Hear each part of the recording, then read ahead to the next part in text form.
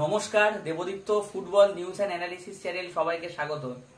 যেরকম আগে জেমি ম্যাকলারেনকে নিয়ে ভিডিও করেছিলাম এবং বলেছিলাম যে পরপর প্লেয়ার অ্যানালাইসিস ভিডিও আসবে, অবশ্যই প্লেয়ার অ্যানালাইসিস ভিডিও আসবেই। আজকে যে ভিডিওটা করব সেটা আরেকটা প্লেয়ার অ্যানালাইসিস নিয়ে, সেটা বলছি কাকে নিয়ে করব। তার আগে কিন্তু মোহনবাগান ইস্টবেঙ্গল ডুরান শুরু করে দিয়েছে, দুজনেই কিন্তু জিতেছে। মোহনবাগান 1 গোলে জিতেছে এবং ইস্টবেঙ্গল কিন্তু 3-1 গোলে জয়লাভ করেছে। এই ম্যাচগুলো কিন্তু আস্তে আস্তে পরে অ্যানালাইসিস করবো। এরপর ডুরান্টের আরো খেলা আছে, সবে দুজনের একটা করে ম্যাচ হয়েছে, তাদের দুজনেই কিন্তু মোটামুটি ভালো খেলেছে। মোহনবাগানের ফর্ম নিয়ে যদিও চিন্তিত আমি হচ্ছি না, তার কারণ সবে জুনিয়র টিম খেলছে এটা, কারণ পরের ম্যাচ থেকে সিনিয়র টিম কিন্তু নেমে যেতে পারে। কারণ অলরেডি তোমরা সবাই জানো 29শে জুলাই ঐতিহাসিক মোহনবাগান দিবসে কিন্তু সিনিয়র টিম প্র্যাকটিস করেছে। ম্যাকলারেন মতো প্লেয়ার চলে এসছে, থাপা চলে এসছে, আপুইয়া চলে এসছে, সব বিদেশিরা চলে এসছে এক্সেপ্ট দিমিত্রি এবং স্টুয়ার্ট ছাড়া। তোমরা এবং অ্যালবার্টো রড্রিগেজ, এই তিনজনের অবশ্যই ভিসার কিছু প্রবলেম আছে, 2-4 দিনের মধ্যে ঢুকে যাবে। অর্থাৎ সিনিয়র টিম এলে আমার মনে হয় না মোহনবাগানকে নিয়ে ওয়ারিড হওয়ার কিছু আছে। আর ইস্টবেঙ্গল তো ভালোই খেলেছে আগের দিন, বিশেষ করে শটে আমি বলছি মিডফিল্ড খুব দারুণ সংঘবদ্ধ লাগছে এবং গোল করার জন্য যে স্ট্রাইকার দরকার ছিল সেটা কিন্তু ইস্টবেঙ্গল পেয়ে গেছে। একটা বিদেশি স্ট্রাইকার ডিয়ামান্টোকোস এবং অবশ্যই তার সাথে কিন্তু ডেভিডের ইনক্লুশন ইস্টবেঙ্গলকে কিন্তু ভালো বুস্ট আপ করেছে। কারণ ডেভিড আগের বছর মোহনবাগান স্পোর্টিং ক্লাবের যে ফুটবলটা খেলেছে দেখে অন্তত মনে হলো প্রথম ম্যাচ যে সেই ফর্মটাকে কিন্তু সে ক্যারি ফরওয়ার্ড করছে। অর্থাৎ ইস্টবেঙ্গল এবং মোহনবাগান দুজনেই ভালোভাবে শুরু করেছে। মোহামেডানের খেলা কালকে ছিল, আমি জানি না কি, অতটা দেখিনি তাই বলতে পারবো না। আশা করি মোহামেডানও ভালো খেলবে। এবার চলে আসি মূল বিষয়ে, প্লেয়ার অ্যানালাইসিস। আজকে অ্যানালাইসিস করব মোহনবাগানেরই রক্ষণ ভাগের আরেকজন প্লেয়ার অ্যালবার্টো রড্রিগেজ। তোমরা সবাই জানো অ্যালবার্টো রড্রিগেজকে মোহনবাগান এবছর নতুন সাইন করিয়েছে। গত বছর হেক্টর ইউস্তে বা ব্রেন্ডন হ্যামিলের জায়গায় এই বছর দুটো সেন্টার ব্যাক সাইনিং হয়েছে। একজন হচ্ছে টম এলডের, যাকে নিয়ে পরে অ্যানালাইসিস করবো এবং কিছুটা আপনারা দেখেছেন তাই ওটাকে পরে রাখছি আমি। কিন্তু অ্যালবার্টো রড্রিগেজ যেহেতু এখনো এসে পৌঁছায়নি, সেই জন্য অ্যালবার্টো রড্রিগেজকে নিয়ে আপনাদের সামনে যতটা আমি তথ্য পেয়েছি বা আমি মানে ভিডিও দেখেছি, আবার বললাম 90 মিনিটস ম্যাচ না দেখে কিন্তু অ্যানালিসিস করা ঠিক না। তবুও যেটুকু মনে হয়েছে 3-4 মিনিটে ক্লিপিংস থেকে আমি সেভাবেই অ্যানালিসিস করার চেষ্টা করছি। তো চলুন অ্যালবার্টো রড্রিগেজকে নিয়ে আলোচনা করি।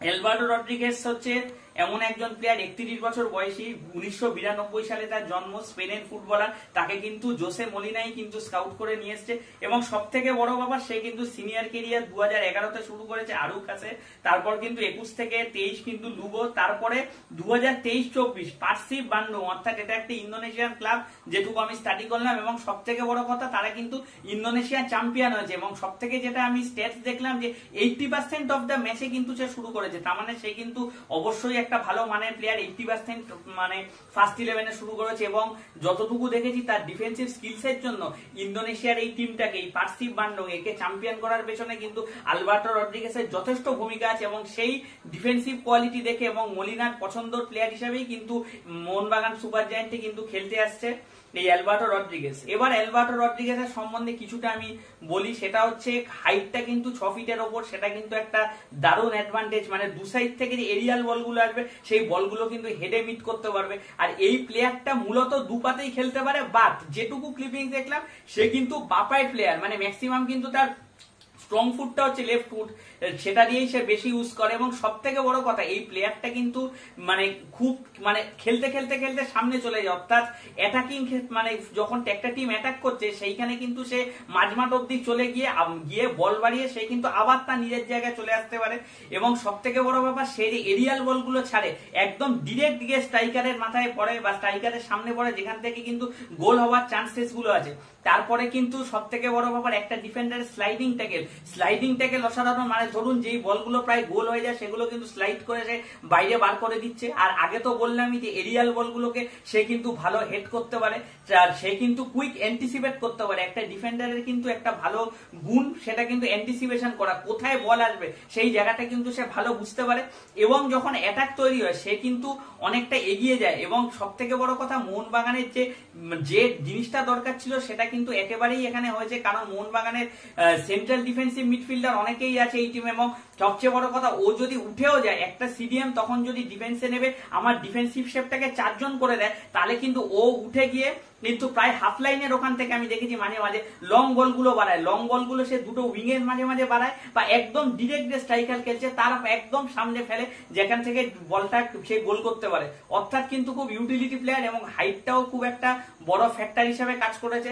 যতটুকু দেখে মনে হলো আমি ততটুকু বললাম। এরপর 90 মিনিটস ম্যাচ যদি আমি পুরোটা না দেখি তাহলে কিন্তু অ্যানালিসিস করতে পারবো না। তবে একটা যেটা আমার মনে হলো যতটুকু ক্লিপিংস দেখে, সেটা কিন্তু কোনো স্পিডি উইঙ্গার বা কোনো স্পিডি ফরওয়ার্ড যদি যায়, রানে কিন্তু অনেক সময় এটা বিট করতে পারে। এটা আমার যতটুকু দেখে মনে হলো, কারণ অপোনেন্ট টিমে যদি খুব স্পিডি উইঙ্গার বা কম বয়সী উইঙ্গার, সে কিন্তু বিট করে চলে যাবে। কারণ আমি একটা জিনিস দেখেছি, যে ভিডিওতে, যে ইন্দোনেশিয়ার আগের ক্লাবে খেলার সময় একটা ভিডিওতে আমি দেখেছি, রাইট উইং থেকে একটা উইঙ্গার ঢুকছে, সেখান থেকে কিন্তু সে কোন রকম ভাবে বলটাকে ট্যাকেল করে। কিন্তু আমি একবারও বলছি না, কিন্তু আমি অবশ্যই চাইবো সে, আমি যাতে ভুল প্রমাণিত হই, কিন্তু বাট আদারওয়াইজ প্লেয়ারটা কিন্তু আমার যতটুকু মনে হয় মোহনবাগানের জন্য দারুণ ইনক্লুশন।